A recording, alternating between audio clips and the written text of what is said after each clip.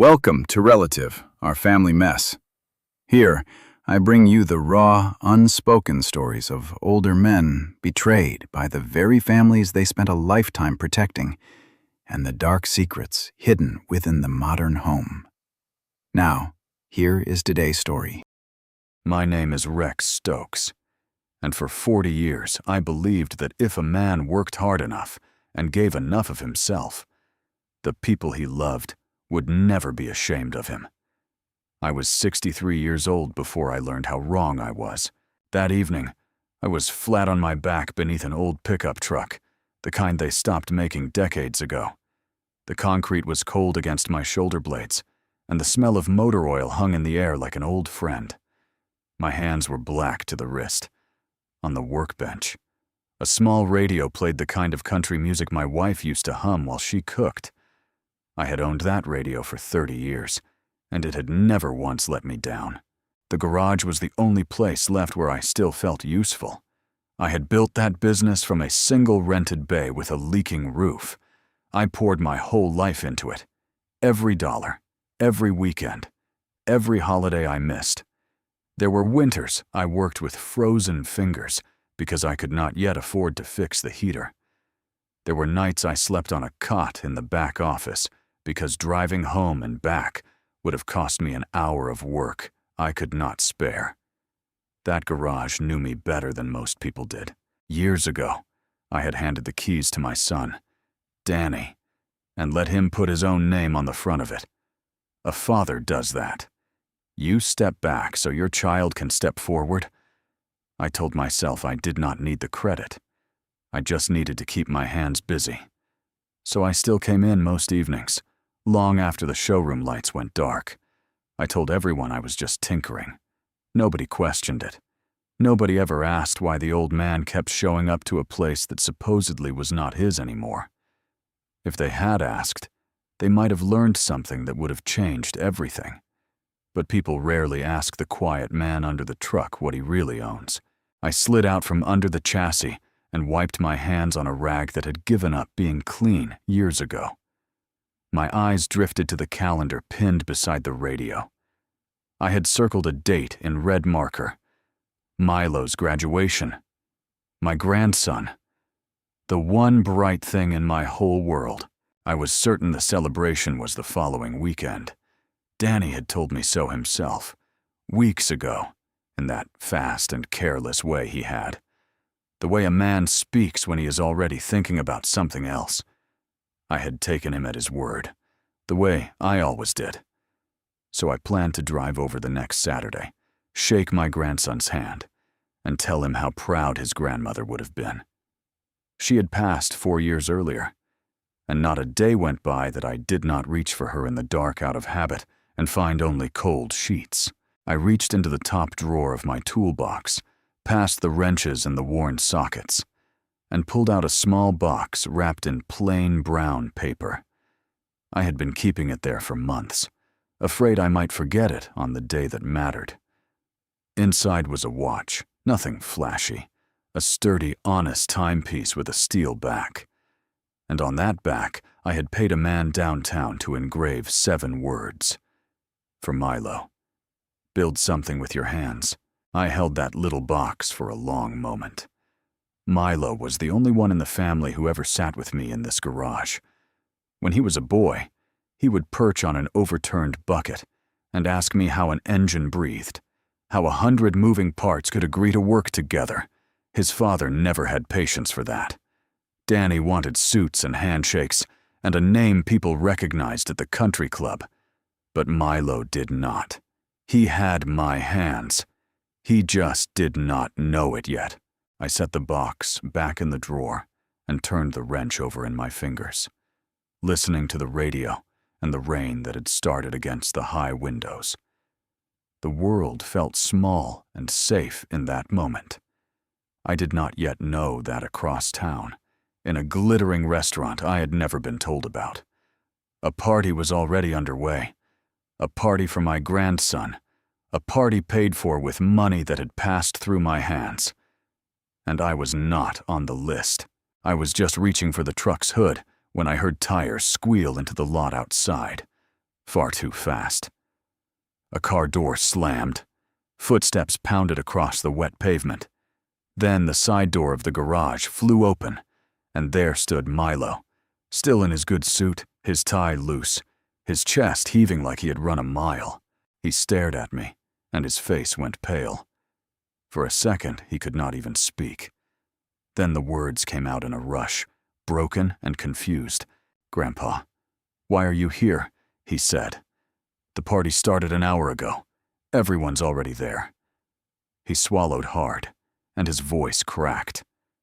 "You don't know. Do you? Nobody told you." He crossed the floor and grabbed my oil-stained hand with both of his, pulling me toward the door, toward his car, toward a night I would never forget. The rain streaked across the windshield as Milo drove faster than he should have. He kept glancing at me, then back at the road, his jaw tight. I had not even had time to change my shirt. I wiped my hands again on a clean rag I kept in the truck, scrubbing at the grease in the creases of my knuckles.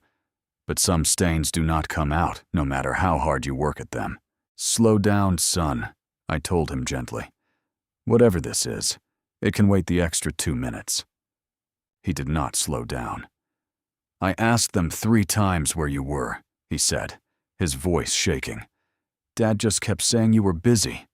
I should have known. I should have come for you sooner." I did not understand what he meant yet. My mind was still half in the garage, still circling that red mark on the calendar. The party was next weekend. I was sure of it. But the closer we got to the bright part of town, the heavier something settled in my chest. He pulled up outside a restaurant I had never set foot in.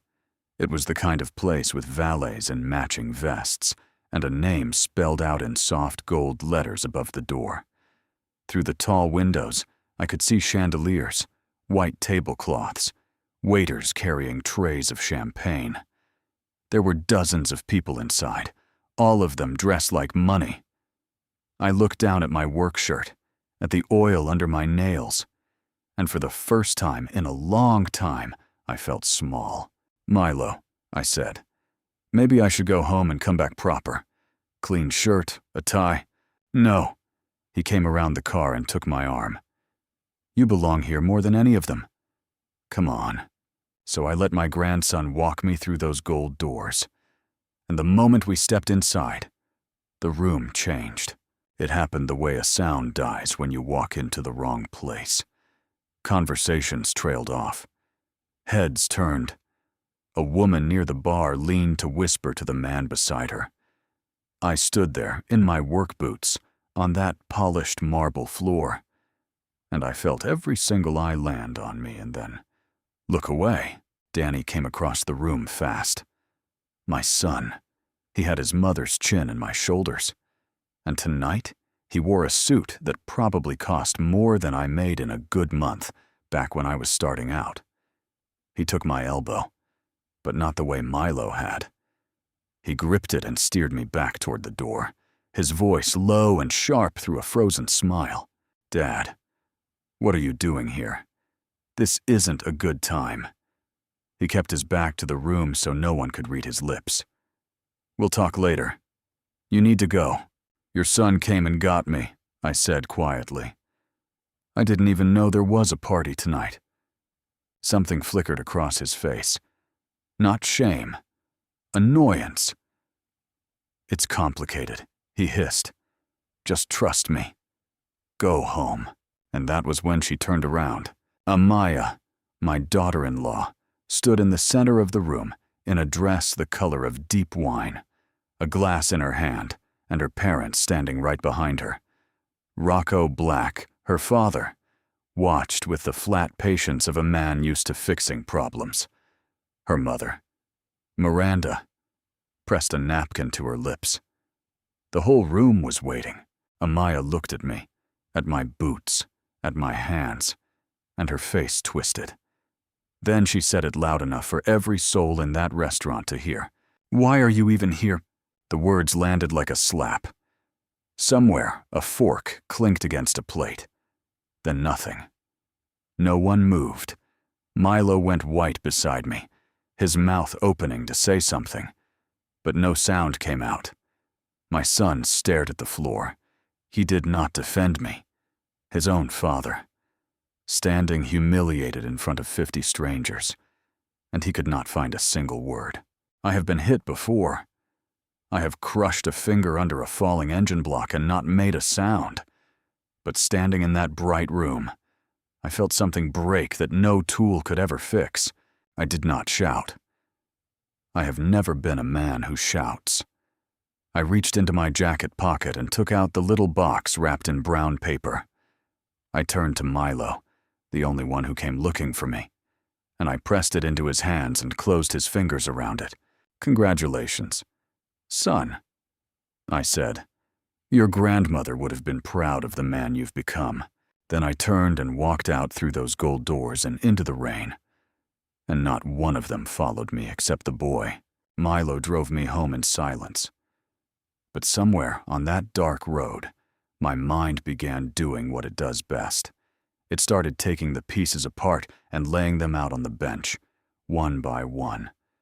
The restaurant, the private room, the champagne. None of that came cheap.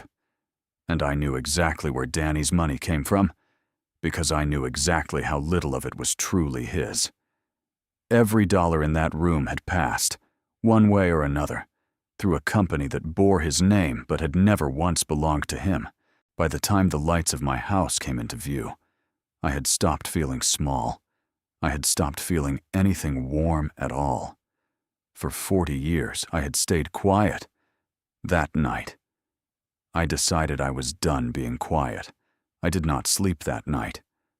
I sat in my study with a single brass lamp burning, the rest of the house dark and quiet around me. There was a time that quiet would have comforted me. That night, it just felt empty. I had a glass of whiskey poured on the desk in front of me, but I never touched it. A man thinks clearer with a dry mouth and a sharp head, and I needed to think clearer than I had in years. So I sat there and I did the thing I had spent 4 decades refusing to do. I looked straight at the truth. The truth was that the insult at the restaurant was not an accident. It was not a bad night or a misunderstanding. It was the end of a long road I had paved myself, one small surrender at a time. I remembered the way Amaya rolled her eyes whenever I talked about my early years in the trade. I remembered how Danny only ever called when something was broken or some bill had come due. I had told myself 100 times that this was simply how families worked. The father gives, the father endures, the father keeps the peace. But I had not kept the peace. I had only bought it, over and over, until the people I loved came to believe my generosity was their right. I switched on the lamp's brighter bulb and pulled a heavy folder from the bottom drawer of my desk. It was the folder I never showed anyone. Most people in town believed I was a retired mechanic who had handed his shop to his son and faded quietly into the background. They believed Danny Dorsey was a self-made man who ran his own dealership. They were wrong. When the business had grown from one bay into a full dealership years ago, it had needed capital that Danny did not have and could never have raised on his own. So I had restructured the whole thing under a holding company. I was the sole managing member. Every brick of that dealership, every lift, every car on that lot, and the operating line of credit that kept the doors open. All of it ran through me. Danny ran the day-to-day and put his name on the sign. I let him. A father wants his son to feel like the man of the house. But the deed and the controlling interest had never left my hands. I turned the pages slowly, and the picture sharpened with every one. The luxury sedan Danny drove to the country club was not his. It was a demonstration vehicle, a dealership asset. Carried on the books, I guaranteed. The house he lived in, the one Amaya had filled with imported furniture and bragged about to her friends, sat under that same holding company. They lived inside my work and called it their own. And the party, the glittering party I was not invited to, I knew where that money came from too. For the past 2 years, Danny had been drawing what he called an executive bonus from the dealership, a generous sum he paid himself on top of his salary. I had let it slide because he was my son, and I wanted him to be happy. That bonus had bought the private room, the champagne, the catered plates. My grandson's celebration had been funded, like everything else in their gilded life, by a well I had dug and they had simply lowered their buckets into. I closed the folder and sat with my hands flat on the cover for a long while. I am not a cruel man. I want to be clear about that. I did not feel rage that night, not the hot kind that makes a man do something stupid. What I felt was colder and far more dangerous. It was clarity. It was the quiet decision of a man who has finally stopped lying to himself. I opened my laptop and logged into the bank. My fingers moved without hesitation. Danny was an authorized user on one of my accounts, a card I had given him years ago for emergencies that had long since become his everyday wallet. I found his name in the settings, and I didn't freeze the card. I canceled it, permanently. The screen thought about it for 3 seconds, and then told me it was done. Then I went into the dealership's financial portal, the one only I could access as the controlling member, and I shut off the executive bonus, effective immediately. The river that had watered their fake garden for 2 years simply stopped flowing. It still was not enough. A canceled card and a frozen bonus were a slap, and a slap was not what this called for.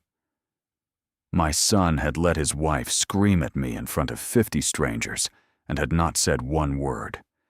He had built a whole life on a foundation he did not own and did not respect. It was time he learned exactly whose ground he was standing on. I picked up the phone on my desk, the old landline with the heavy receiver, and I dialed a number I knew by heart. It rang twice before a crisp voice answered, even at that late hour. Jason Terrell. Jason, it's Rex, I said. I need you to clear your morning. We have a great deal of work to do, and I want to start tonight. The first domino was already leaning. By morning, it would fall. Morning came gray and ordinary, the way mornings do even when everything is about to change. I made my coffee the way I had every day for 40 years, black and strong, and I drank it standing at the kitchen window while the neighborhood woke up. I felt steadier than I had any right to feel. A man who has finally decided what he is going to do sleeps badly but stands tall. I did not have to wait long. At 9:08, my phone began to buzz on the counter. Danny's name lit up the screen. I let it ring 3 times before I answered, and I kept my voice as flat and calm as the surface of a still pond. Morning, son. Dad. What the hell is going on with my card? There was no hello. There was no apology for the night before. There was only the panic of a man whose convenience had suddenly been taken away. I just tried to buy gas and it got declined, in front of people. Then I checked the account and it says I'm not even on it anymore. Did you do that? I did, I said. A pause. He had expected me to deny it, or to fumble, or to cave. He had never once in his life heard me simply admit a thing and leave it there. Why would you do that? His voice climbed. That card is how I handle things. You can't just cut me off like I'm some kid. You're not a kid, I agreed. You're a grown man with a wife and a son and a job. Grown men pay for their own gas. This is about last night, isn't it? He said it like an accusation, like I was the one who had done something wrong. Amaya was stressed. The party was a lot. She didn't mean anything by it. You're really going to punish the whole family because your feelings got hurt at a dinner. Juan. I set my coffee down. She asked me why I was even there. Danny. At my own grandson's graduation. A party I paid for and was never told about. And you stood there and looked at the floor. I didn't know what to say. That was the whole problem, I said. You never do. He changed tactics then. the way he always did when the soft approach failed. The warmth drained out of his voice, and something harder took its place. You know what? Fine. Keep your card. But let me tell you how this is going to go. You want to act like this, then maybe you don't get to see Milo for a while. Maybe he's too busy. Maybe we're too busy. You think about that before you start cutting people off. There it was. He had reached for the only weapon he believed could still control me. My grandson. He thought that the threat of losing Milo would send me crawling back, apologizing, opening my wallet again to keep the peace. For years he would have been right. That was the terrible part. For years, that exact threat had worked, but something had shifted in me overnight, somewhere between the brass lamp and the heavy folder, and it could not shift back. Danny, I said quietly, listen to me carefully, because I'm only going to say it once. You can keep me from a dinner. You cannot keep a grandfather from a grandson who comes looking for him. He found me last night, when no one else even thought to. So, go ahead, try. The line went silent. I think he finally heard something in my voice he had never heard before, and it frightened him more than any shouting could have. You're making a mistake, he said at last, but the threat had gone thin and uncertain. We'll see, I said, and I ended the call. I stood at the window a moment longer, letting my heartbeat settle. Then I picked the phone back up and dialed a different number, one I had not used in a while. Grant answered on the second ring.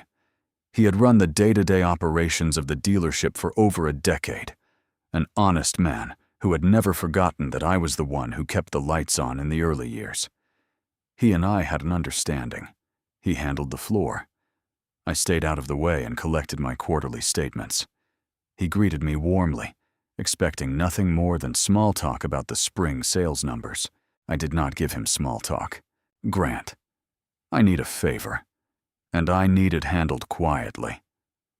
I said, as the controlling member, I'm requesting a full internal review of the dealership's books for the past 2 years.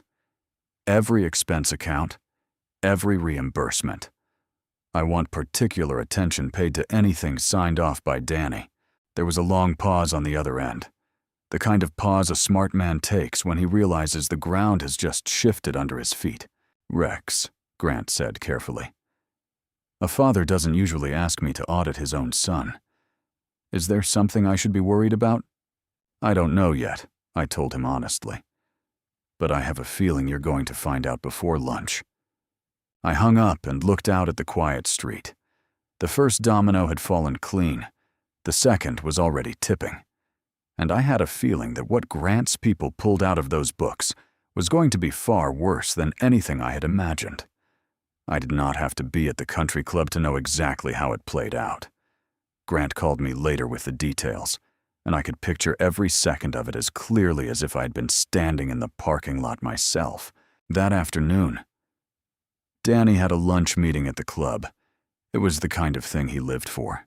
A table near the window, a handshake with men he wanted to impress, a chance to be seen. He had driven there in the black luxury sedan he treated like a crown. The car he revved a little louder than necessary when he pulled through the gates, so everyone would turn and look. The thing about that car was that it had never belonged to him. It was a demonstration vehicle, a dealership asset carried on the books under the holding company I controlled. Danny drove it because I had let him drive it, the same way I had let him do almost everything else in his comfortable life. The paperwork had always been mine to sign, and that morning, after I hung up with Grant, I had signed it back. So while my son sat at his window table laughing at someone's joke, a flatbed tow truck pulled slowly into the country club lot. The driver checked the plate against the order on his clipboard, backed up to the black sedan, and began wrapping the steel cables around the front axle in plain view of the valet stand. Someone inside noticed first. Then someone else. By the time Danny realized the commotion at the window involved his car, half the dining room was watching. He shot up from the table, knocking his chair back, and ran out through the lobby in his expensive shoes, shouting at the driver to stop. The driver did not stop. Men who tow cars for a living have heard every kind of shouting there is. He calmly explained that the vehicle had been recalled by the dealership that owned it, that the registration and the lien were not in Danny's name, and that there was nothing to discuss. Danny pulled out his wallet and tried to wave a card, demanding to pay whatever it took. The card, of course, was dead. They all were now. He stood there on the asphalt in front of the club where he had spent years building his image, watching his crown get winched up onto a flatbed and hauled away, while the men he had wanted so badly to impress watched through the glass. Grant told me he almost felt sorry for him. Almost. I felt the satisfaction settle in my chest, quiet and cold. But I knew this was not the end of anything. It was barely the beginning. Because a man like Danny does not face a problem alone. He runs to whoever is bigger than him. And there was only one person in his world bigger than me. My phone rang again less than an hour later. This time, it was not Danny. It was a number I did not recognize. But the voice on the other end I knew at once. Smooth, measured. The voice of a man used to being the most powerful person in any room. "Rex, it's Rocco Black, Amaya's father." Of course she had called him. Of course she had cried into the phone and told him the old man was out of control, that he was humiliating the family, that he needed to be handled. And Rocco was a man who handled things. "Rocco," I said, "what can I do for you? I think you and I both know this has gone far enough," he said. There was no anger in it, just the flat confidence of a man who had never lost a negotiation. "My daughter is very upset. A car gets towed out of the club in front of everyone. Cards declined at the gas station. This is small. Rex, this is beneath a man of your standing. Whatever the boy did to offend you, let's settle it like adults. Quietly. I don't like my family's name showing up in parking lot scenes." It was the word standing that told me everything I needed to know about Rocco Black. He thought in terms of names and reputations, of how things looked. He ran a large company, the kind that lived or died on government and corporate contracts, the kind that required spotless records and clean audits to keep those contracts flowing. A man like that does not fear a fight. He fears a stain. I filed that away carefully. The way you set aside a tool you know you will need later. I appreciate the call. "Rocco," I said, "but this isn't beneath me. This is exactly the size it needs to be." "You're being short-sighted," he said, and now there was the faintest edge in it. "I'm offering to make this go away. You should take that while it's on the table." "Your daughter screamed at me in front of 50 people, I said. "Your son-in-law has been living off my work and calling it his own for years. So, no, I don't think I'll be taking anything off your table today." There was a long silence. I had surprised him, and I do not think Rocco Black was a man who got surprised very often. "You don't know what you're starting," he said finally. "I think I do," I told him. "I think I'm the only one who does. Good afternoon, Rocco." I hung up. 2 dominoes down, and the most powerful man in the family had just stepped onto the board. 2 mornings later, a sign went up in the front yard of the house my son believed he owned. It was not a small sign. I had asked the broker to make it impossible to ignore. A tall post driven deep into the manicured lawn, with bold red letters that read, "For sale," and a glossy photo of the property beneath them. The crew arrived at 8 in the morning and drove that post into the grass with a heavy mallet, and the sound of it carried down the whole quiet street. Thud, thud, thud. I was parked half a block away in my truck, watching through the windshield. I am not a man who enjoys cruelty, but I will admit there was something in me that needed to see this one with my own eyes. The front door flew open before the crew had even finished. Danny came out in a bathrobe, a coffee mug in one hand, his face already twisting from confusion into rage. He stood frozen on the porch for a second, staring at the sign, and then he came down those steps 2 at a time, shouting at the workers to get off his property. The broker, a calm professional named Addison, stepped forward with a clipboard and tried to hand him the listing notice. Danny knocked it out of her hands. Down the street, neighbors began drifting onto their porches. A woman walking her dog stopped on the sidewalk. Danny realized he had an audience, and like always, that made him louder, not quieter. He pulled out his phone and called the police, screaming that strangers were trying to sell his home out from under him. I waited. I did not get out of the truck. I let him make the call, because I knew exactly how it was going to end, and I wanted him to be the one who summoned the witnesses to his own undoing. A patrol car arrived within 15 minutes. 2 officers stepped out, and Danny rushed at them, pointing at the sign, pointing at Addison, demanding they arrest everyone for trespassing and fraud. The officers listened, nodded, and asked him to step back. That was my cue. I climbed out of the truck, took a plain manila envelope from the passenger seat, and walked up the driveway with slow, even steps. Danny saw me coming, and the color drained right out of his face. All that bravado he had been throwing at the officers evaporated in an instant. "Morning, officers," I said. "I think there's some confusion here. I can clear it up." Danny forced a laugh. "Don't listen to him. He's my father. He's not well. He's having some kind of breakdown. My wife and I have lived in this house for years. Ask anyone." I did not argue with him. I have learned that arguing with a man like Danny only gives him oxygen. Instead, I opened the envelope and drew out a stack of crisp, watermarked documents, and I handed them directly to the lead officer. "This property is owned by my holding company," I said. "I am the sole managing member. My son and his wife have lived here for years, but they have never owned it, never held the deed, never paid a mortgage. I let them live here, and now I have decided to sell." The officer flipped through the pages slowly. I watched him find the deed, the company registration. My name listed clean and clear on every line. He looked up at Danny, and his whole expression had changed. "Sir," the officer said, handing the documents back to me, "these are in order. This gentleman's company owns the property. You're not on the deed, and you don't pay rent, which means in the eyes of the law, you're a guest here at best. He has every right to list it for sale." Danny stood there on the lawn he used to brag about, in front of the neighbors he used to impress, and I watched the truth land on him in real time. For years, he had told everyone on this street about his home, his renovations, his property value, all while living rent-free inside something that had never been his. Now they all knew. The successful man, the self-made executive, was a guest in his father's house.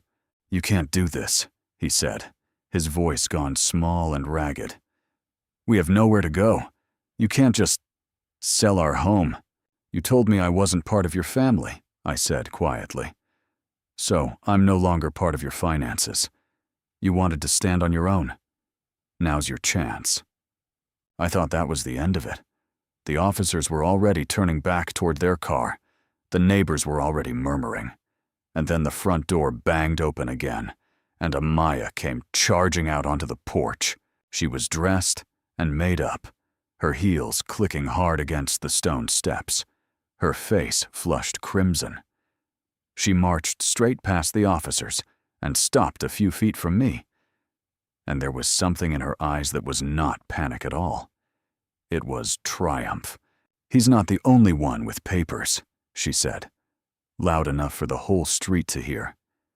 She held up a folded document and shook it at me. "We have a signed, notarized lease, 5 years. It can't be broken by a sale. So put that in your envelope. Old man." She had no idea what she had just done. She thought she was holding a shield. She was holding a confession. The lead officer took the folded paper from Amaya's hand. He pulled a pair of reading glasses from his shirt pocket and scanned it slowly while the whole street watched. I could see Amaya's chin lift higher with every passing second. Certain she had won, the officer let out a long breath and handed the paper back to her. "Sir," he said, turning to me. "She's got a notarized lease here with what appears to be your signature on it. Now, whether that document is legitimate or not isn't something I can decide standing on a lawn. As far as we're concerned, this just became a civil matter. A dispute over a contract? We can't enforce any eviction today. You'll have to take this to housing court." The two officers walked back to their patrol car, climbed in, and drove away. Amaya laughed, a sharp, ugly sound, and told Addison to get her ugly sign off the lawn before she called the city. Danny stood beside her looking stunned, and I noticed something in that moment that mattered. He looked at the paper in his wife's hand with confusion. Real confusion. He had not known the lease existed either. I did not raise my voice. I did not demand to see the document. I have spent 40 years reading things with my hands and my eyes, looking for the one flaw that tells you the whole job is wrong. So I simply walked up to Amaya, calm and unhurried, close enough to see the paper she held against her chest. She was not quick enough to hide the bottom of it. I looked down at the signature line. The name there was supposed to be mine, Rex Stokes, but it was a clumsy, amateur thing. The letters cramped and leaning the wrong way. I have signed my name the same way for 40 years. Hard, straight strokes that I learned filling out work orders and invoices when my hands were still young. The signature on that page leaned soft and left. The work of someone who had studied my name from a distance and never once watched me write it. It was a forgery, a bad one, and then my eye moved to the notary stamp at the bottom, and that was where my blood ran cold, and my mind went sharp and quiet all at once. Stamped into the corner, in pale blue ink, was a name and a registration number. I only had a moment before Amaya jerked the paper away. But a moment was all I needed. I have memorized torque specs and part numbers for half a century. A name and a number do not slip past me. The name on the stamp was Peyton Cochran. I knew that name. I had seen it before, on paperwork, in a context that had nothing to do with my son or his house. Peyton Cochran was a notary. Yes, but she did not work at some corner shop downtown. She worked inside the corporate headquarters of Rocco Black's company. I had seen her name on documents Rocco's people had sent over years ago, back when there was still talk of him investing alongside me in something. I did not let any of this show on my face. I just looked Amaya in the eye, and I gave her a slow, cold smile, and I said nothing at all. That smile frightened her more than any argument would have. I could see it. She had wanted a fight, a shouting match she could win in front of the neighbors. Instead, she got silence and a smile, and she did not know what to do with it. I turned to Addison and told her to leave the sign exactly where it was. Then I walked back to my truck, got in, and drove away from that street without looking back. But I did not drive home. I drove downtown, to the tall glass building where Jason Terrell kept his office on the 40th floor. Jason was not a family lawyer. He did not handle hurt feelings or neighborhood squabbles. He was a corporate litigator, a man who spent his days inside contract law and the kind of disputes that ended careers. He was exactly the man you wanted in your corner when a problem stopped being personal and started being criminal. I walked into his office without an appointment. He looked up from a stack of files, surprised to see me, and gestured to the leather chair across from his desk. I sat down, and I told him everything that had happened on that lawn, the forged lease, the clumsy signature, and the notary stamp. When I said the name Peyton Cochran and told him where she worked, Jason set down his pen. He was quiet for a moment. The way a smart man gets quiet when he sees the shape of something large coming into view. "Rex," he said slowly, "do you understand what your daughter-in-law just did? She didn't just forge your signature. That's bad enough on its own. But she walked a forged, fraudulently notarized document out into the open and handed it to sworn police officers to stop a legal sale. That's not a civil matter anymore. That's felony fraud. There's more," I said. "Think about where that notary works." Jason's eyes narrowed as he followed the thread to the same place I had. "If that stamp came out of Rocco Black's corporate office," he said quietly, "then this isn't just your family's problem anymore. It just became his." I nodded. This was no longer a dispute over a house. This was something that could swallow an empire whole. Jason did not waste a second. He pulled his laptop closer, his whole manner shifting from lawyer hearing a complaint to predator catching a scent. The afternoon light came through the tall windows behind him, throwing long lines across the polished desk. But his eyes never left the screen. "Every notary in the state is registered," he said as he typed. "Every stamp carries a unique commission number tied to a single licensed individual. You give me a name and a number. I can tell you who they are, where they're commissioned, and where they work." People forget that. They think a stamp makes a thing official. What it really does is leave a fingerprint. "The name was Peyton Cochran," I said, "and there was a number under it. I only saw it for a second." "Tell me what you remember." I recited the digits. Half a century of part numbers and torque specs had trained my memory to hold a string of numbers the way other men hold a tune. And the figures came back to me clean. Jason typed them in and hit enter. We sat in silence while the system worked. The only sound in that high office was the soft hum of the air conditioning. Then the screen populated, and Jason leaned in to read it. And slowly, a grim sort of satisfaction settled over his face. He turned the laptop toward me so I could see for myself. There it was, in the official state registry. Peyton Cochran, licensed notary public. And beneath her name, the registered place of employment. It was a corporate address. I recognized it at once. It was the headquarters of Rocco Black's logistics and finance company, the gleaming tower he ran his empire from. "There's your fingerprint," Jason said quietly. The whole picture clicked into place for me then, every piece settling into its slot.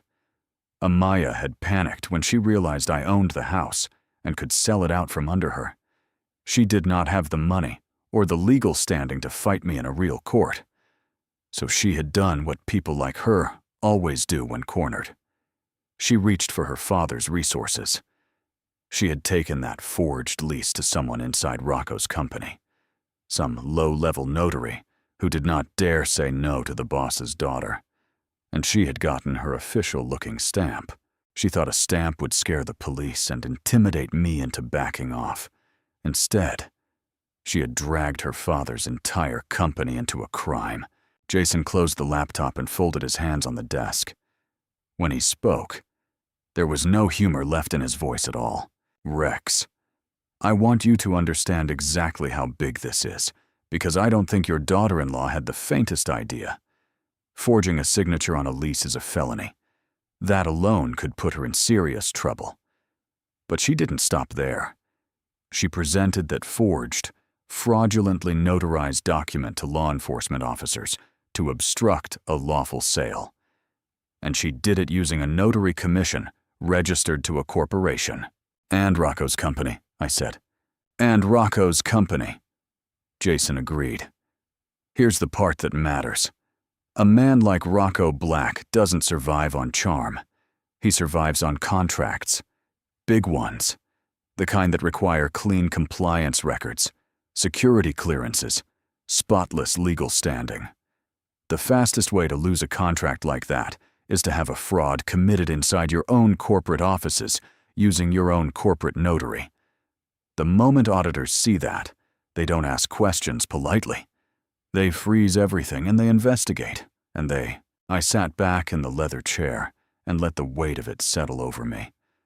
I had walked in here that morning thinking I was fighting my son and his wife.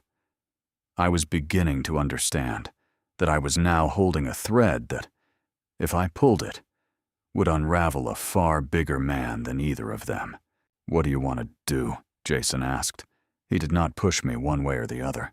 He had known me long enough to know I did not need pushing. I thought about the restaurant, about my grandson's face when Amaya screamed at me, about the years I had spent paying for a peace that was never real. And I thought about Rocco Black on the phone, telling me this was beneath me, that I should take his offer while it was still on the table, as if my dignity were a thing he could buy and discard. "File it," I said. Jason nodded once, picked up his office phone, and dialed a direct line to the district attorney's fraud division. He identified himself, said he was reporting a coordinated title fraud scheme involving employees of a major corporation, and gave them the notary commission number along with the events of the morning. He spoke for 10 minutes in the calm, precise language of a man who had done this many times before. I sat in that quiet office and listened to the gears of something enormous begin to turn. Amaya had thought she was so clever. Waving that paper on the lawn, she had no idea that by pulling it out of her purse, she had committed a federal crime and handed me the one weapon that could bring her father's empire crashing down with her. The trap was set. The authorities had been called. And the clock on Rocco Black's careful, gleaming world had just started to run out. 2 days later, Grant called me back, and his voice was nothing like the warm one I had heard at the start of the week. It was tight and careful, the voice of a man holding something heavy he did not want to drop. "Rex, you'd better come down here. The auditor found things. A lot of things." I drove to the dealership and parked in my old spot, the one near the service bay where I had spent the best years of my life.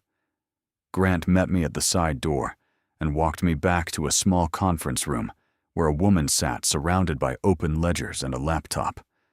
Her name was Damari Wells. She was a forensic accountant Grant had brought in, the kind who reads a spreadsheet the way I read an engine, finding the one part that does not belong. She did not bother with pleasantries. She turned her laptop toward me and started walking me through it. "Your son has been an authorized signer on the dealership's expense accounts for years," she said. "For most of that time, the spending looks normal. Vendor payments, parts, advertising, the usual. But about 2 years ago, something changes. The entertainment and travel categories start to balloon." She pulled up a list of charges, and I felt my jaw tighten as I read. First-class flights to tropical resorts, logged as out-of-state client meetings, 5-star dinners, billed as software vendor entertainment, though we sold cars and had no software vendors. A weekend at a luxury spa, coded as a team-building retreat. Designer purchases, jewelry, all of it buried under fake client names and vague business labels. All of it paid for with the dealership's money. "Conservatively," Damari said, "I've documented just over $40,000 in personal expenses charged to the company and disguised as legitimate business costs. And I haven't finished. This is theft. Mr. Stokes. Plain and clear. If this dealership were ever audited by the state or by a lender, every one of these would be a separate violation." I sat there and looked at the screen, and a strange, sad understanding came over me. I finally knew how Danny had kept up the show. His salary, generous as it was, had never been enough to fund Amaya's appetite for luxury, not even with me covering their house.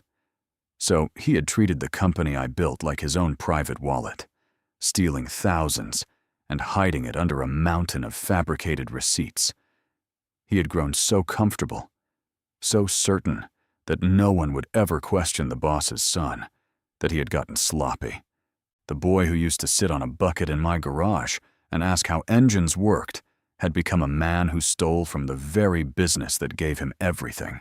I asked Grant what he intended to do. He was the one running the floor. This was his call to make, and I would not take it from him. Grant did not hesitate. We do this by the book. He's done. Rex, I won't have a thief signing checks in a company with my name on the management. I nodded. Then do it right. And do it today. What happened next, I did not watch. But Grant described it to me afterward. While Damari finished compiling her report, the human resources director and 2 security guards walked across the showroom floor to Danny's glass office. He was at his desk, and from what they could see on his screen, he was in the middle of trying to take out a hardship loan against his retirement account. He was that desperate already, trying to mortgage his own future to stop the bleeding. He never got to click the final button. The portal locked him out. The director set a printed letter on his desk and informed him, in front of the entire sales floor, that he was suspended immediately pending termination for expense fraud and corporate theft. They asked for his company card, his building badge, and his laptop. The guard stood close enough to make the point. Danny tried to argue. He tried to laugh it off as a misunderstanding, then to demand to speak to whoever was responsible. But the evidence was already sitting in Damari's folder, undeniable. Page after page in his own handwriting and his own login. They walked him out through the lobby carrying a small cardboard box of his personal things, past the salesman he used to lord over, out into the parking lot where his crown of a car no longer waited for him. His company salary was frozen. His access to his retirement funds was gone. In the space of a single morning, his income had dropped to 0. Grant called me that evening to tell me it was finished. He apologized, worried that disciplining my son might cost him my investment. I stopped him right there. You did exactly what an honest man should do. I told him. You protected the company. My money stays right where it is. And Grant, thank you for doing the hard thing when it would have been easier to look away. I hung up and sat in the quiet of my study. Danny had walked into work that morning hoping to scrape together a loan to save his sinking life. He had walked out with a cardboard box and nothing else. The man who bragged about his expense account and his luxury car had just learned what it felt like to have neither. And we were not finished yet. The next evening, the war went quiet for a little while, and into that quiet came a soft, hesitant knock at my front door. I set down the cup of coffee I had been nursing and went to answer it. The porch light was on, and standing in its glow was Milo. He still wore part of the suit from graduation night, the jacket gone, the collar open, the tie nowhere to be seen. He looked like he had not slept. His eyes were red and swollen, and his shoulders were hunched the way a young man's shoulders get when he is carrying something far too heavy for his age. For a moment he just looked at me, and his chin trembled, and he could not get a word out. "Come inside, son," I said. He stepped into the hall and looked around my small, plain house, like it was the only safe place left in the world. I took him into the kitchen, poured him a tall glass of ice water, and set it in front of him. He wrapped both hands around it and stared at the condensation for a long time before he could speak. When the words finally came, they came all at once. "I should have stopped it," he said. "All of it. The party. The way they treated you. Grandpa. I didn't know they weren't going to invite you. I swear I didn't. When I figured it out, I went looking for you right away. But the damage was already done. I keep seeing your face when she said that. When she screamed at you. I'll see it the rest of my life. That wasn't yours to carry." I told him. "You came for me. You were the only one who did." He shook his head hard, like he could not accept the comfort. Then he told me the rest. And it was worse than I knew. The night of the graduation, before they left for the restaurant, his father had cornered him in his room. Danny was in a panic about the seating, about impressing Rocco and Miranda, about keeping the evening perfect. He told Milo not to mention me, not to bring me up, to act like I did not exist. When Milo refused, when he said it was wrong to leave his grandfather out, His father reached for the only thing he knew would work. He threatened to cut off Milo's college money. He told his own son that if he made a scene about the old man, he could pay for his own education, find his own way, get out the day he turned legal. He used my grandson's whole future as a club to keep him quiet. I felt something harden in my chest, but I kept my voice gentle. "And did you stay quiet?" "For one night," he whispered, ashamed. "And I've hated myself for it ever since." "You have nothing to be ashamed of," I said. "You were a boy backed into a corner by a man who should have been protecting you. The shame is his, not yours. Never yours." He wiped his face with the back of his hand, and then he took a breath. And he told me something he had been holding even longer. He did not want the future his parents had built for him. They had been bragging for years about the prestigious business school they were sending him to, a name Amaya loved to drop at her lunches, a trophy for them to show off. But it was their dream, not his. Milo wanted something else entirely. He wanted to work with his hands. He had quietly applied to a technical institute 2 states over, a program in electric vehicle systems, the future of the very trade I had spent my life in. He had been accepted months ago. When he finally found the courage to tell his parents, Danny had exploded.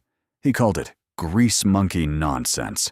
He forbade it, terrified of what Rocco and his country club friends would think if the boy became a mechanic instead of an executive. And he had used the tuition money he assumed he controlled, as the leash to drag his son into a life he hated. I listened to all of it, and a clear, certain calm came over me.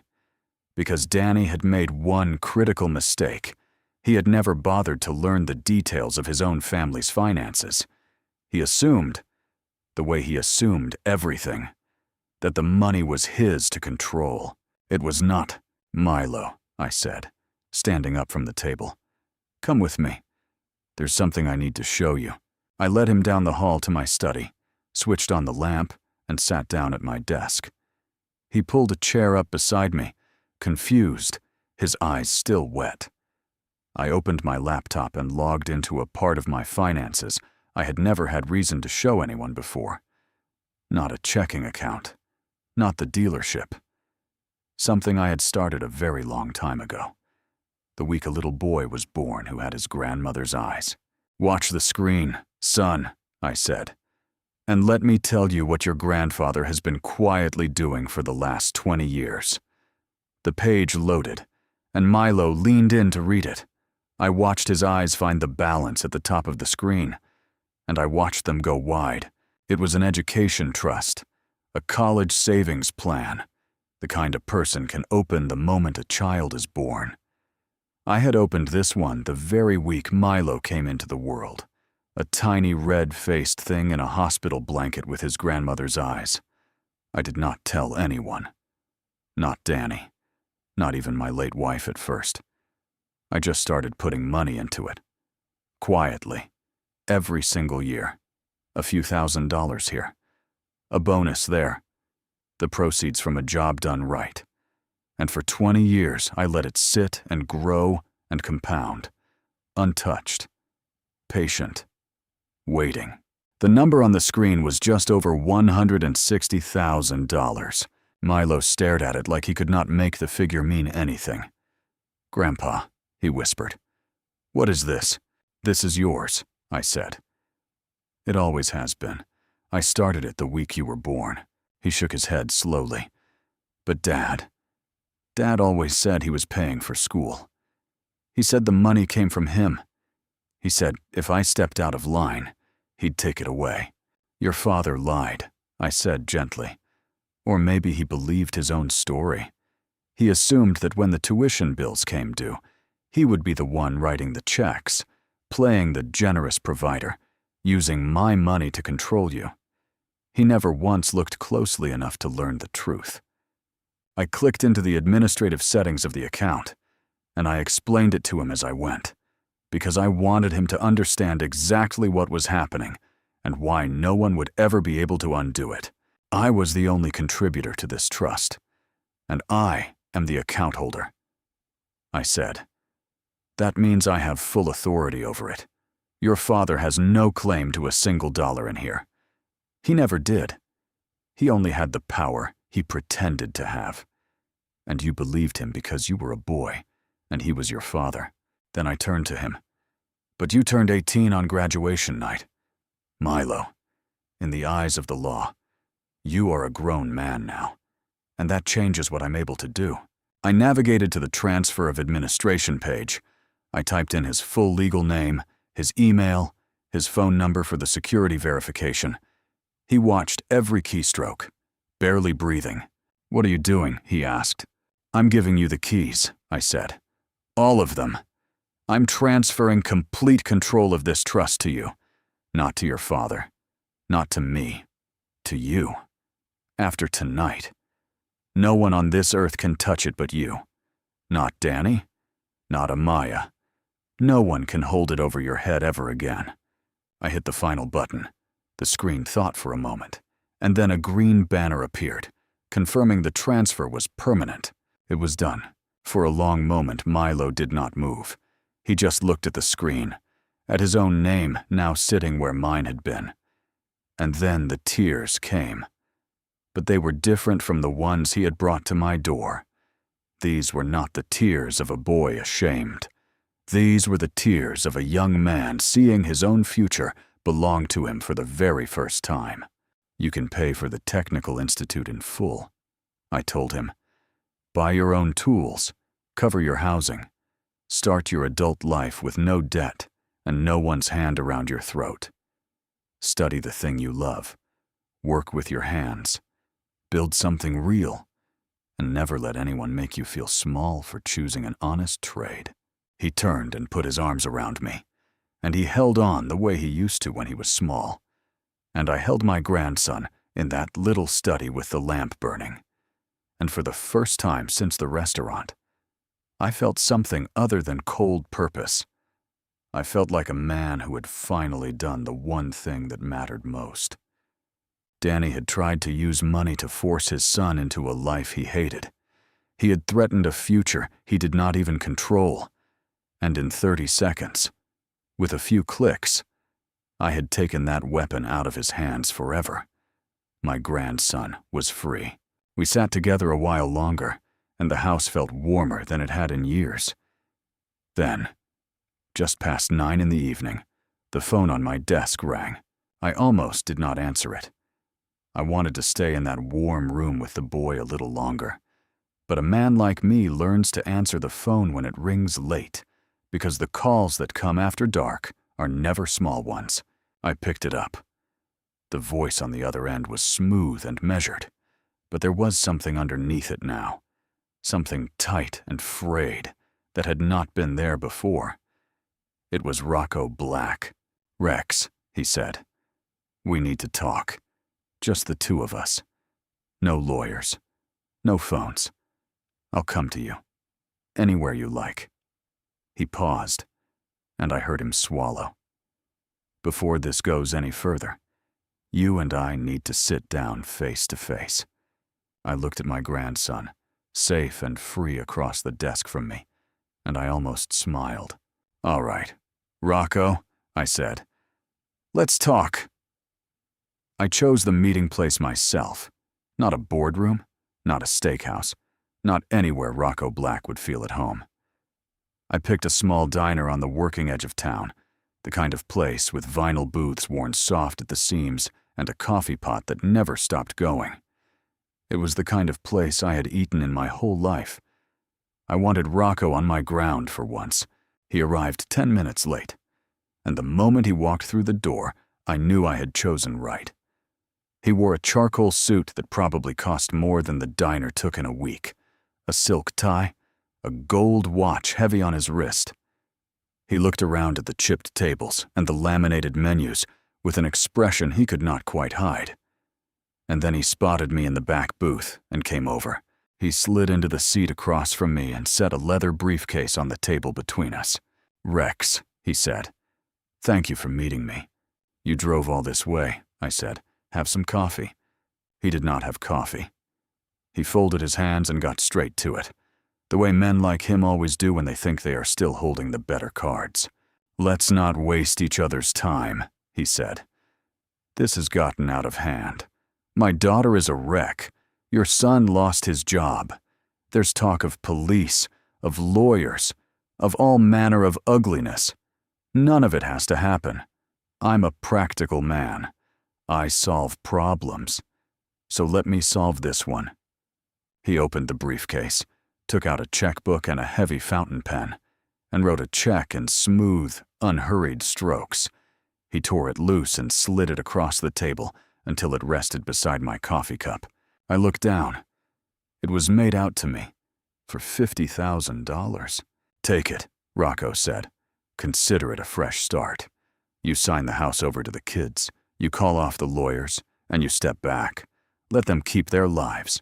$50,000 is more than fair for a man of your means. Buy yourself something nice and let this be the end of it." I did not touch the check. I let it sit there between us while I took a slow sip of my coffee. "You think this is about money?" I said. "It's always about money," Rocco said, with the easy certainty of a man who had never once been poor. "Not this time." I set the cup down. "But you're right about one thing. You should be very concerned about your money, because your daughter just put all of it at risk." For the first time, something flickered behind his eyes. He did not understand yet, but some animal part of him sensed it coming. I reached into the inner pocket of my jacket and took out a folded document of my own. I set it on the table next to his check. "Go ahead," I said. "Read it." He frowned, but he picked it up and unfolded it. It was a copy of the police report Jason had filed, and clipped to the back of it was a photocopy of the forged lease Amaya had waved at me on the lawn. I watched Rocco's eyes scan the first page, mildly annoyed. Then he reached the second page, and I watched the exact moment the truth hit him. The color drained out of his face. The confident set of his shoulders collapsed inward. "Let me explain what you're looking at," I said quietly. "Your daughter forged my signature on a lease. That's a felony all by itself. But she didn't stop there. She had it notarized to make it look real. And she presented it to police officers to obstruct a lawful sale. And the notary she used, Peyton Cochran, works out of your corporate headquarters. Your company. Your seal." His hands had begun to shake. He knew exactly what it meant. I had done my homework on Rocco Black. His empire ran on contracts that demanded spotless compliance, clean audits, unblemished records. The single thing a man in his position could never survive was a federal fraud investigation originating from inside his own offices. "My lawyer has already filed," I went on. "The fraud division is looking into it. They're going to subpoena Peyton Cochran's records, her emails, her computer. They're going to find out exactly when and how your daughter ordered a forged document stamped with your company's commission. And when the auditors see a felony committed under your seal, they will freeze your contracts while they investigate. You know they will." "You can't," he whispered. "If they open an investigation, my board panics. The contracts freeze. It destroys everything I built. You have to call your lawyer. You have to pull it back." "I can't pull back a felony complaint," I said. "And even if I could, I wouldn't. You came in here trying to buy my dignity for $50,000. You raised a daughter who thought she could forge and steal because her father would always make it disappear. Well, the bill has come due." Rocco stared at the $50,000 check sitting on the table. The sum that had felt so powerful 5 minutes ago. Now it looked pathetic next to the ruin coming for him. He reached out, took his own check back, and slowly tore it in half, then into quarters. He let the pieces fall onto the table.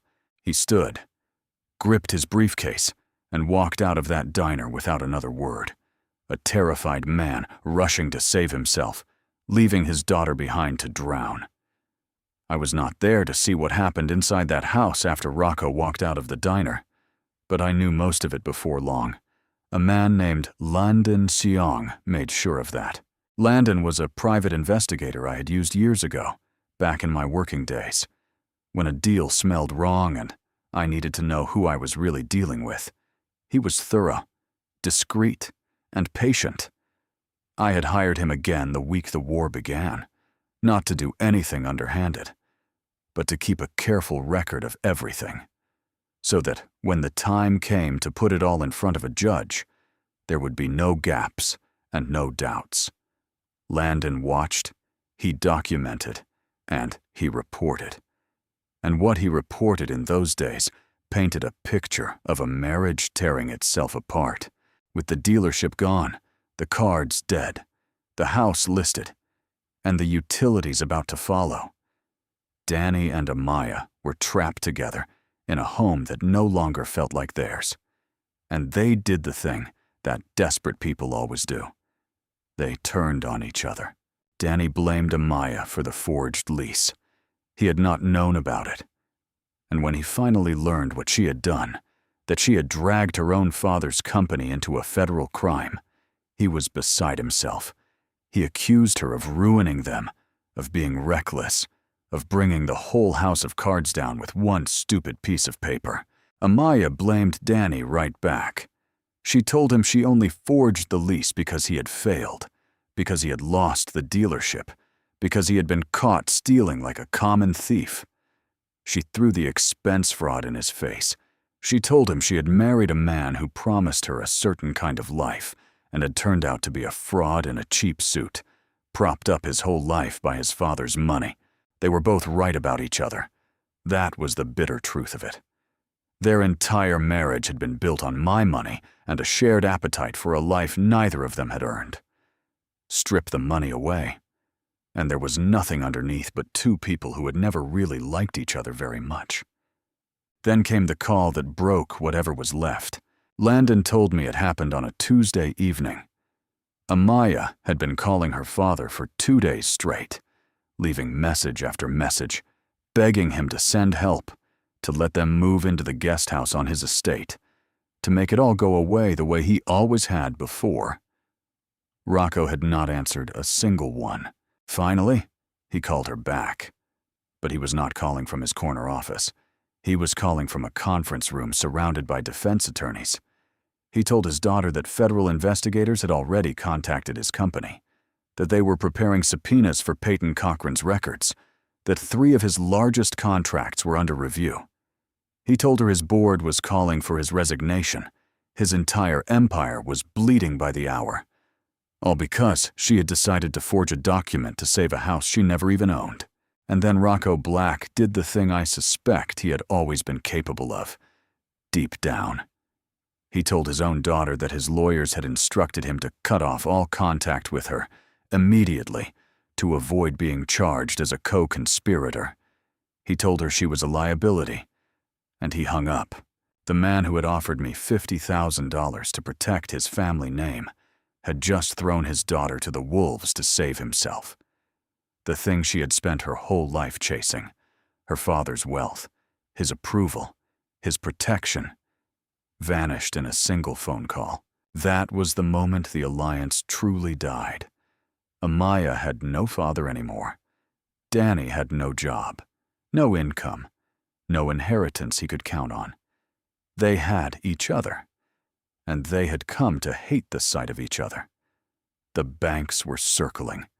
The lenders Danny had hidden from for years had all been notified of his collapse, and the predatory loans he had taken to fund their lifestyle were coming due with nothing left to pay them. It would have been easy to feel sorry for them. I am told some men in my position would have. But every time I felt the pull of pity, I remembered my grandson's face in that restaurant, and the pity went cold and quiet again. A few days later, Jason called me. His voice was steady and certain. "It's time. Rex," he said. "The district attorney is moving forward, but before they do, I want one meeting. All of us in a room. You, me, your son, his wife. I'm going to lay out exactly where they stand and exactly what their options are. After that, there's no more negotiating. This is the last door before it all goes to the courts. I sat in my study with the lamp burning and looked at the photograph of my late wife on the shelf. The one where she is laughing at something I have long since forgotten. "Set it up," I said. "Let's bring everyone to the table one last time." The summons went out the next morning. The day of reckoning had finally arrived. The conference room on the 40th floor was built to make people feel small. A long slab of polished mahogany ran down the center of it, surrounded by heavy leather chairs. And one entire wall was glass, looking out over the whole city. Jason had chosen this room on purpose. Power has a temperature, and that room was cold. I arrived early and took a seat near the head of the table, with Jason on my right. We did not speak much. There was nothing left to plan. Everything had already been done. All that remained was to watch it land. At 10 o'clock, the receptionist showed them in. I had not laid eyes on my son or his wife since the morning on the lawn, and the change in them was hard to look at, even for me. Danny wore the same suit pants from the day the police came, wrinkled now and gone shapeless. His face was gray and unshaven. Amaya looked hollowed out. Her expensive clothes hung loose on her, her hair pulled back in a careless knot, her eyes red, rimmed and ringed with dark circles. They did not look like the couple who had hosted a gleaming party a few weeks earlier. They looked like people who had been living out of a suitcase, which, I would later learn, they had been. They sat down across the wide table from me. Neither of them met my eyes. They stared at the polished wood, and for once in their lives, neither of them had anything to say. Jason did not offer them water. He did not make small talk. He opened a thick folder and began laying it out with the calm precision of a surgeon. He explained that the district attorney's fraud division was actively reviewing the forged lease and the fraudulent notarization. He explained that Rocco Black had already retained his own federal defense team, that he was cooperating with the authorities, and that he had cut all contact with his daughter. Amaya flinched at that, as if she had still been holding some small hope that her father would come back for her. He would not. Jason made that very clear.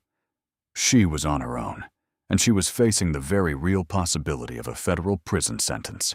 Amaya began to tremble. She wrapped her arms around herself and stared at Jason like a person watching a wave come in from far off, too big to outrun. Then Jason slid a thick legal document across the table and set a heavy silver pen on top of it. "Mr. Stokes is prepared to intervene," he said, meaning me. He is willing to speak to the district attorney and request that the charges be reduced to a misdemeanor, with no jail time, but only if the two of you agree to the terms in this document, in full, tonight. There is no negotiation. He laid out the terms one at a time. First, they would sign a sworn affidavit admitting to the forgery and the fraud, clearing my company and me of any wrongdoing. Second, and this was the one that mattered most, Danny would sign an irrevocable waiver of inheritance. He would permanently renounce any and all future claim to my estate, my holdings, my trusts. He would legally disinherit himself, forever. The document stated plainly that upon my death, Danny would receive nothing, and any attempt to challenge my will in court would be thrown out before it began. I watched my son read it. I watched the blood leave his face as he understood. He had spent his whole life assuming there would be a safety net, that no matter how badly he behaved, the old man's money would catch him in the end. He was watching that net be cut away, thread by thread. He looked up from the page, and he locked his eyes on mine. And then he did the lowest thing I have ever seen a son do. He reached for his dead mother. "How can you do this to your own blood?" he said, and his voice cracked, and I watched him summon tears into his eyes. Mom would be horrified if she could see you right now. She always said family sticks together, No matter what. She forgave me everything when I was a boy. You're sitting here dishonoring her memory. Dad, she'd be ashamed of you. She would beg you to stop. The room went very still. Jason did not move. Amaya did not move. My son sat there with manufactured tears on his face, certain he had finally found the one lever that could move me, certain that his mother's name was a key that would open any door in my heart. I looked at him for a long moment. Then I felt the cold settle into me, deeper and steadier than it had at any point in this whole terrible business. He had brought her into this room. He had used the memory of the finest person either of us had ever known as a tool to save his own skin. I set my hands flat on the table, and I prepared to tell my son the truth about his mother and about himself that he had spent his whole life refusing to hear. I did not raise my voice. I have learned that the quietest words land the hardest. Don't, I said. Don't you ever speak your mother's name in this room again. Danny blinked, the false tear still wet on his face. He had expected the name to soften me. Instead, it had done the opposite. You want to talk about what she would think? I said. All right, let's talk about her. Let's talk about the last 6 months of her life, when the cancer took her down to a whisper of herself, and she lay in that hospice bed, waiting for the door to open. Do you know who sat beside her every single day? Danny, I do. Because I was the one in the chair. I held her hand while it went thin. I read to her when she could no longer read. I was there at 2 in the morning when she was afraid. I leaned forward. And where were you? You were at the country club. You were on a beach with Amaya, posting pictures, while your mother asked for you, and I made up excuses for why you couldn't come. She waited for you. Son, she kept asking, and you couldn't be bothered to drive across town to say goodbye to the woman who gave you everything. The tears on his face changed then. They stopped being a performance and became something real, because I had reached the one true thing inside him. The guilt he had spent years burying under suits and parties. She loved the boy you used to be, I said. The one who sat in my garage and asked how engines worked. She would have wept for that boy, but she would not recognize the man across this table from me, and protecting what she helped me build, keeping it out of the hands of a son who tried to humiliate and rob me. That is the greatest honor I can pay her memory. Don't you dare tell me what she would want. You lost the right to speak for her the day you let her die alone. Danny slumped back in his chair like the air had gone out of him. His last weapon had shattered against the truth, and he had nothing left. For a moment, nobody spoke. And then he made one final, desperate play. He turned to Amaya, and a flicker of his old arrogance returned. We're not signing this, he told her. We get a public defender. We fight the charges. We wait him out. He'll cave. He always caves. I'm not signing away millions in inheritance to make one legal problem disappear. We hold out. He still believed it. Even now, with everything in ruins, he believed his future claim to my money mattered more than anything else in that room. He was already gambling with his wife's freedom to protect a fortune he assumed he would someday inherit anyway. But Amaya was not looking at the inheritance. She was looking at a prison cell, and something in her face had gone cold and clear. She did not consult him. She did not ask his permission. She lunged forward across the table and seized the silver pen. Amaya, what are you doing? Danny grabbed for her hand. She slapped it away so hard the sound cracked across the room. I am not going to a federal prison for a man who can't even afford a hotel room, she said, her voice shaking with fury. You did this. You lost the dealership. You got caught stealing. I'm done. I'm done protecting you. She flipped to the signature page and signed her name on the admission of fraud. her hand trembling with adrenaline. Then she shoved the document hard across the table until it struck Danny in the chest. She pointed the pen at his face. "Sign it," she hissed. "Sign the waiver right now, or I will walk into that district attorney's office myself and testify that the whole thing was your idea. The forgery, all of it. I'll say you put me up to it. They'll believe a crying wife over a thief, and you know it. So pick up the pen and sign yourself out of his will, or I will bury you." She was throwing him under the bus to save her own skin, and she did not blink. Danny stared at her, at the wife he had built his entire false life around, and I watched the last illusion die in his eyes. The united front they had shown the world for years. The marriage built entirely on my money and their shared hunger, fractured into nothing right there at that table. He picked up the pen. His hand shook, and with a broken, defeated stroke, Danny Dorsey signed his name on the line that erased him from my legacy forever. The silver pen clicked down onto the mahogany. Jason gathered the documents into his folder without a word. There was nothing left to say. My son and his wife, no longer allies, no longer anything to each other, stood up from the table and walked out of that cold glass room, and the heavy door swung shut behind them with a soft, final sound.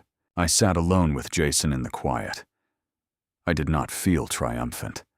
I felt the way a man feels after a long storm has finally blown itself out. Tired, wrung dry, but standing. It was over. And now I could begin the only part that had ever truly mattered. The morning after the boardroom collapse is the quietest I have known in years. I wake before the sun, the way I always have, and I sit at my kitchen table with a cup of black coffee and a stack of papers that no longer belong to anyone but the man who earned them. Jason calls at 7. He tells me the waiver is filed, the affidavits are notarized, and the Federal Fraud Division has formally opened its case against the corporate seal that started all of this. He tells me Danny has 30 days to vacate. He tells me Amaya has already left the state. I listen to all of it, and I say only one thing. Now we build something. There is a difference between tearing down and building, and I have spent the last 2 weeks doing the first kind of work. It is necessary work, the kind a man does when the foundation has rotted. But it is not the work I want to be remembered for. A man is not measured by what he takes apart. He is measured by what he leaves standing. So I drive to the garage, not Danny's dealership, with its glass towers and its leased sedans, and its name in chrome over the door. My garage, the one I built with my own 2 hands 40 years ago, back when the floor was dirt, and the only tool I owned was a wrench my father left me. The sign out front still reads, Stokes Auto. Faded, but honest. I unlock the door, and I breathe in the smell of motor oil and cold concrete. And for the first time in a long while, I feel like myself. Nola Singleton is already there. She runs the front desk 3 mornings a week, has for 11 years. And she never once asked me for a raise she did not earn. Her husband Molly's brother works the lift bay. They are good people, the kind who show up early and stay late, and never put their hand in a drawer that is not theirs. I have watched them for years. I know exactly who they are. I ask Nola to sit down. I tell her I am setting up a trust, not for me, for Milo, and for the people who kept this place honest, while my own son was building a tower on a lie. She does not understand at first. So I explain it the way my lawyer explained it to me. The garage, the property under it, and a portion of the holding company's clean assets will be placed into an irrevocable trust. Milo will be the primary beneficiary. The trust will fund his electric vehicle program in full, and when he finishes, it will seed whatever he chooses to build. But there is a second clause. One I added myself. A share of the trust's annual return will go to the employees who kept Stokes Auto running with clean hands. Nola is one of them. She cries. I let her. Some tears are the good kind. That afternoon, Milo comes by after his last final. He still does not know the full shape of what happened in that conference room, and I do not tell him all of it. A boy does not need to carry the weight of his father's signature. He needs to carry his own future. And that is heavy enough. Instead, I hand him a key, not to a car, to the garage. This place is yours now, I tell him. Not today, not all at once.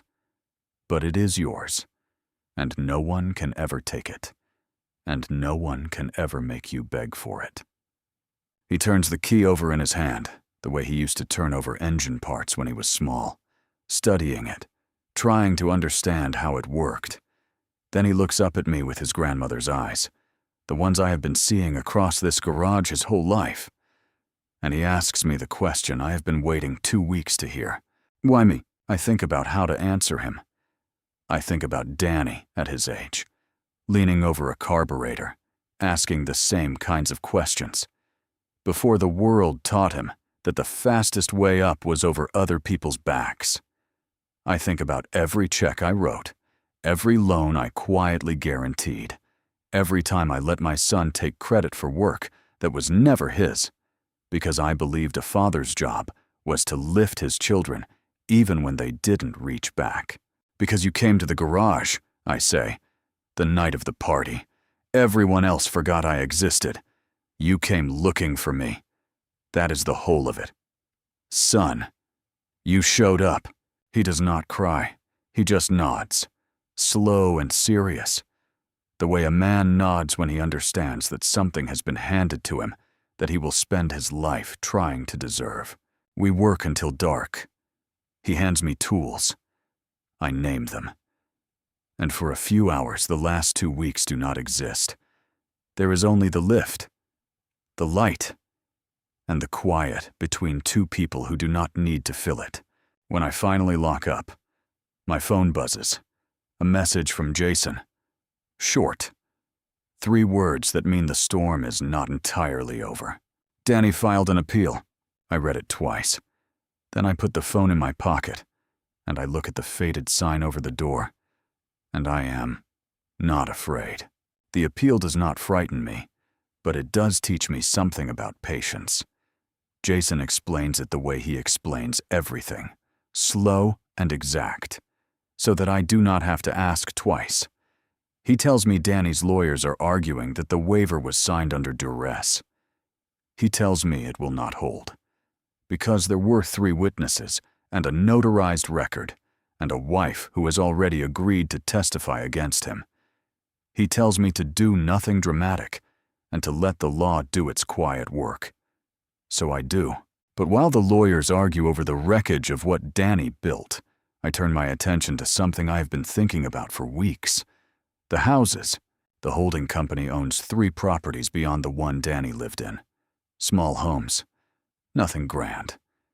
In the older part of town where the streets still have sidewalks and the trees are older than the people who park beneath them.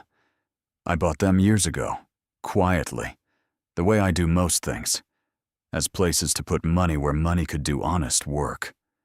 For a long time they sat as rentals, managed by a company that cared more about the late fees than the families behind the doors. That stops now. I drive out to see the first one on a Tuesday morning. There is a young couple living there. The Hancocks. Elena Hancock answers the door with a baby on her hip and a guarded look on her face. The look of someone who has learned that when the landlord shows up in person, it is rarely good news. I tell her I am not there to raise the rent. I am there to sell. Her face falls, and I understand it instantly. Selling means an investor. Selling means a flip, a doubled price, an eviction dressed up in polite letters. She has seen it happen to her neighbors. I have seen it too. And I have spent a lifetime watching men like Rocco Black turn neighborhoods into spreadsheets, so I tell her the rest. I tell her I am selling the house to her, at the price I paid for it 11 years ago. with the years she has already paid, in rent counted toward it. I tell her Jason has already drawn up the paperwork, that there is no balloon clause, no hidden fee, no fine print waiting to close like a trap. I tell her that a home should belong to the people who live in it and care for it, not to the man with the deepest pockets. She does not believe me at first. People rarely believe in good news because the world has trained them to look for the catch. I do not blame her. I just hand her Jason's card and tell her to have her own lawyer read every word. Because an honest deal is one that survives being checked. I do this 3 times that week. 3 homes, 3 families, 3 deeds signed over at the price of decency instead of the price of greed. The last one, the Dorsey appeal grinding on in the background. I sell to an older man named Rex, too, by coincidence, which makes us both laugh in the doorway like we have known each other for years. It is not charity. I want to be clear about that. Even to myself. Charity is a check you write to feel better. This is something else. This is a man deciding what his money is for. For most of my life, I let my money flow toward Danny, toward the dealership, toward a son who took it as proof that he was owed the world. I watched it build a tower of lies. Now I am letting it flow the other way, down toward the ground, toward porches and kitchen tables, and children who will grow up in homes their parents actually own. That is the difference I keep coming back to. Rocco built upward, always upward, until the foundation could not hold the weight of what he had stacked on it. I am building outward, low to the ground, where the wind cannot reach. When the last deed is signed, I sit in my truck outside the Hancock house, and I watch Elena come out onto the porch with her husband. They stand there looking at the place, the same place they stood in an hour ago, except now it is theirs. He puts his arm around her. The baby sleeps. Nobody is celebrating. They are just standing there, quietly, the way people stand when something they were afraid to hope for has finally come true. I think about Danny then, not with anger. The anger burned out somewhere in that boardroom. I think about the boy he was, the one who used to hand me wrenches in the garage. And I wonder where the turn was, the exact moment he decided that taking was easier than building. I will never know. Maybe there was no single moment. Maybe it is just the slow erosion that happens to a man who is never told no. I told him no. Late, far too late. But I told him. My phone buzzes against the dashboard. Jason again. I have learned to read his timing now, the way you learn an engine's sound. This one is not routine. I open the message. Amaya wants to meet you. Alone. Says she has something you need to see before the hearing. I sit with that for a long moment, watching the Hancocks on their porch. The storm I thought was ending suddenly turning over one more time in the dark. She chooses a coffee shop on the edge of town, the kind of place with chipped mugs and a bell over the door. And I understand the choice before I even sit down. There are no cameras here, no club members, no one who would recognize Amaya Logan in her old life. She has come down from her tower, and she has chosen a place to land where no one is watching. I almost do not recognize her. The woman who screamed, "Why are you even here?" Across a marble floor is gone. In her place is someone smaller, tired, with no rings on her fingers, and a manila folder clutched against her chest, like the last warm thing she owns. She does not stand when I come in. She just looks up. And for the first time since I have known her, she looks afraid in a way that has nothing to do with reputation. "Thank you for coming," she says. I sit. I order black coffee from a young man named Damari Wells. No relation to my auditor, just a kid working a register. And I wait. I have learned that the man who speaks first in a room like this gives something away. So I let the silence sit between us until she fills it. I know what you think of me, she says. You are not wrong about most of it. I do not argue. There is no kindness in pretending. She slides the folder across the table. Inside are documents, copies, dates. I read slowly. What she has brought me is not a weapon against Danny. It is something stranger. It is a record of my own son's behavior that goes back years before any of this. Before the forged lease, before the embezzlement. Emails, memos, a pattern. Danny had been planning to push me out of the holding company long before I ever pushed back. He had simply been waiting for me to die first. He told me you would not last another 5 years, she says quietly. He said all I had to do was keep the peace until then. I believed him because believing him was easier than looking at what I had married. I closed the folder. I should feel vindicated. For weeks I have wanted proof that I was right, that my son was exactly what my actions revealed him to be.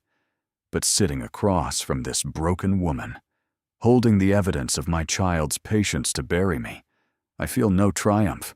I feel only tired and old and sad in a way that has no bottom. Why give me this, I ask? It does not help your case. It does not soften your part in it. Because I am done lying, she says. My father walked away from me in a parking lot. Danny would have buried you in your own grave and called it grief. And I helped. For a house and a name. I do not want anything from you. Rex. I just did not want to leave town carrying this. I understand her then. Not as an enemy, but as someone who chose the wrong man and the wrong life, and is finally setting it down. People are not always villains. Sometimes they are just cowards who waited too long to find their spine. I tell her the truth, because she has earned at least that much. I tell her the evidence will go to Jason, that it will end the appeal, that Danny's signature will stand. I tell her that her cooperation will be noted, that it will not save her from everything, but it may save her from the worst of it. And then I tell her the thing I did not plan to say. You are still young, I say. Whatever you build next, build it with your own hands. Then no one can ever take it from you, and no one can ever throw it in your face. She nods. Her eyes are wet, but she doesn't let them spill. She has spent her whole life refusing to look weak, and old habits hold even at the end. She stands, gathers her empty hands, and walks to the door. The bell rings once. Then she is gone, out into a life I will never see. And I doubt I will ever think of her with hatred again. Only with the dull ache you feel for any life that did not have to go this way. I bring the folder to Jason that afternoon. He reads it the way he reads everything, fast and exact. And when he finishes, he sets it down and looks at me over his glasses. This ends it, he says. The appeal will collapse within the week. The federal case against the seal continues. But it has nothing to do with you anymore. As far as the law is concerned. Rex, you are finished here. It is over, over. I sit with the word the way I sat with the houses. The trust, the key in Milo's hand. 2 weeks ago I was a man pulled from a party in a stained work shirt, while my own family pretended I did not exist. Now the wreckage is settled. The honest people are protected. And the boy who came looking for me in the garage has a future no one can sign away. I drive home in the last light of the day.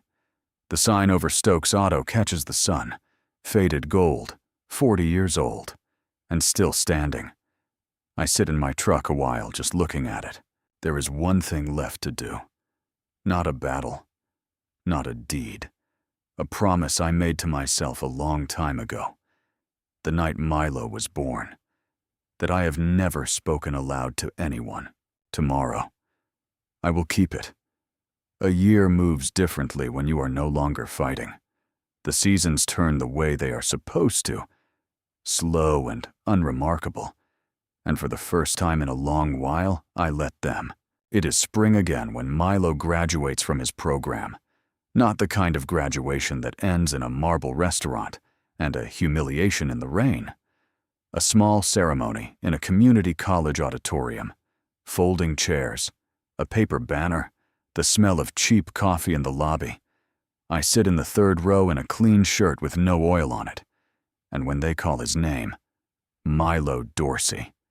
He walks across that stage with a certificate in electric vehicle systems and a future in his hands that no one can sign away. He finds me afterward in the crowd. He's taller than I remember. Or maybe he just stands taller now. He hugs me the way a man hugs, firm and unhurried. And he says the thing into my ear that I will carry to my grave. I showed up, Grandpa, just like you taught me.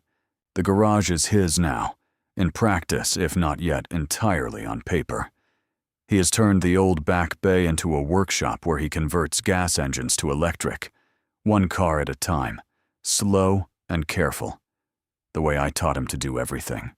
The faded sign still reads, Stokes Auto, and he has refused every suggestion to change it. He says a name like that has to be earned before you replace it, and he is not done earning it yet. I tell him he already has. He tells me to mind my own business, and we both laugh, because that is how men in my family say I love you. Nola Singleton still runs the front desk, and the trust pays her a share now. The way I promised. Her husband retired this winter, and they bought a small camper to see the country they spent 40 years too busy to visit. The Hancocks still live in their house, the one they own, and Elena sends a card every holiday with a photograph of the baby, who is not a baby anymore. These are not grand victories. They are better than grand. They are the quiet kind that hold. I do not seek out news of Danny, but a town is a small place, and word reaches a man whether he wants it or not. The dealership is gone. The chrome name came down off the glass tower last fall, replaced by a sign for a national chain that bought the lease for pennies after the federal case ran its course. Danny lost the appeal, exactly as Jason said he would. He lost the inheritance he signed away in that cold conference room. He lost the corporate job he thought defined him, because no company wants a name attached to a fraud investigation. The last I heard, he was working sales at a lot 2 towns over, the kind of place with plastic flags strung over the cars, starting again at the bottom of a ladder he once thought he owned the top of. I feel no joy in it. I want to be honest about that, because a man who takes pleasure in his own son's ruin has lost something too. But I don't feel guilt either. I gave Danny everything for 30 years, and he used it to build a tower on a lie and a plan to bury me beneath it. What happened to him? He built with his own hands. That is the lesson, in the end. We all build with our own hands, whether we mean to or not. And the structure tells the truth about us long after we stop talking. Amaya, I am told, moved east and took back her old name from before any of it. Someone said she works in an office now. An ordinary job, an ordinary life. I hope she meant what she said in that coffee shop. I hope she is building something honest. Rocco Black settled his federal exposure with a fine large enough to make headlines and a reputation that will never recover. His tower came down too. They always do. On a Sunday in late spring. Milo drives me out to the lake, the way I used to drive my own father before the years took him. We do not talk much. We do not need to. The water is still, and the light is long, and there is a cooler in the back with sandwiches Nola packed because she does not trust either of us to feed ourselves. Milo asks me, somewhere in the quiet, if I would do it all again. The cards I canceled, the houses, the boardroom, the whole hard winter of it. I think about it longer than he expects. I would not have waited so long, I tell him finally. That is my only regret. I should have said no years before I did. I confused love with handing things over. They are not the same. Real love sometimes means letting a person fall so they learn how to stand. He nods, the way he does, slow and serious, filing it away. He's going to be a better man than his father and a better man than me. And that is the only legacy that has ever mattered. Not the money, not the houses, not the garage. Him. The sun goes down over the water. We pack up the cooler, and as we drive home in the dark, my phone buzzes one last time, a message from Jason, and I smile before I even read it, because I know what it is. The final paperwork is ready, tomorrow. I sign the last thing I will ever need to sign. Jason's office is quiet on the morning I signed the last of it, the same office where this all began, where a year ago I sat with a manila envelope and a cold kind of resolve. Today there is no anger in the room. There is only paper and a pen and a man finishing what he started. The document is an irrevocable trust. Jason walks me through it one final time, slow and exact, the way he does everything, because he knows that a thing worth signing is worth understanding. The word irrevocable matters. It means that once I sign, I cannot take it back. Not in anger, not in weakness, not on some future night when I am tired and lonely and tempted to use it as leverage the way Danny used everything as leverage. It means the gift is real, because a gift you can take back was never a gift. It was a leash. The garage goes to Milo. The clean assets of the holding company go into the trust to fund his work and his life. A share of the annual return goes to the people who kept Stokes Auto honest. Nola among them. And there is a final clause, one I asked Jason to write in plain words instead of legal ones, so that Milo will understand it the day he reads it after I am gone. It says, simply, that this was never about the money. It says that the money was only ever a tool, and that a tool in the wrong hands builds a tower of lies, and a tool in the right hands builds a home. It says I am leaving him not what I owned, but what I learned. I sign my name, Rex Stokes.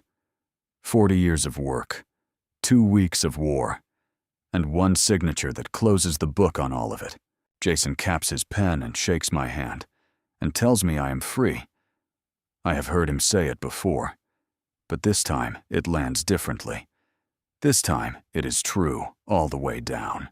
I drive to the garage one more time before I go home. Milo is under a truck, the way I was a year ago the night everything changed, his legs sticking out from beneath the chassis, a radio playing low. I stand in the doorway and I watch him for a while, and I think about how strange it is that a story can end in the exact place it began, with a man under a truck and the smell of motor oil and the long light of evening coming through an open door. He slides out when he hears me. There is grease on his hands, the same grease that once made an upscale crowd stare at me like I did not belong. He wears it like a badge now. He has earned the right to. I tell him it is done. The trust, the garage, all of it. His. He is quiet for a long moment.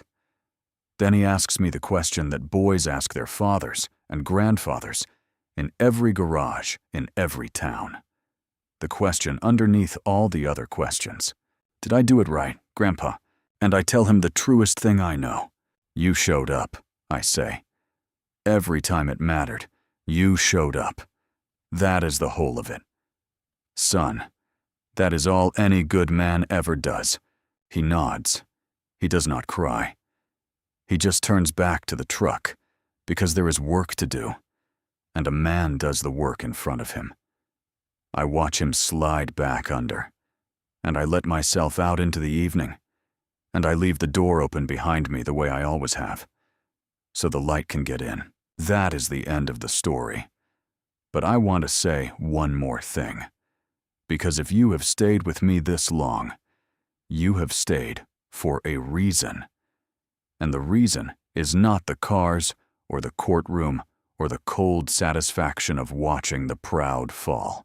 The reason is this: we spend our whole lives believing that love means giving people whatever they want. We confuse it with comfort, with money, with never saying no. I made that mistake for 30 years. I handed my son everything and called it love. And what I built was a man who would have buried me to keep what I gave him. Real love is harder than that. Real love sometimes means letting a person fall so they finally learn how to stand. Real love means leaving people not what you owned, but what you learned.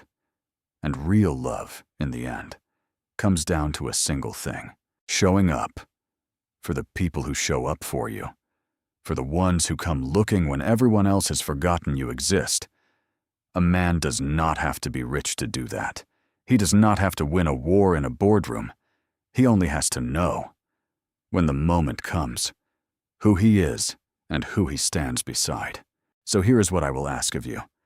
Before I go, think about the people in your life who show up, the quiet ones, the ones who came looking for you in the garage when the party went on without you. Then ask yourself what you are building and whose hands you are building it for.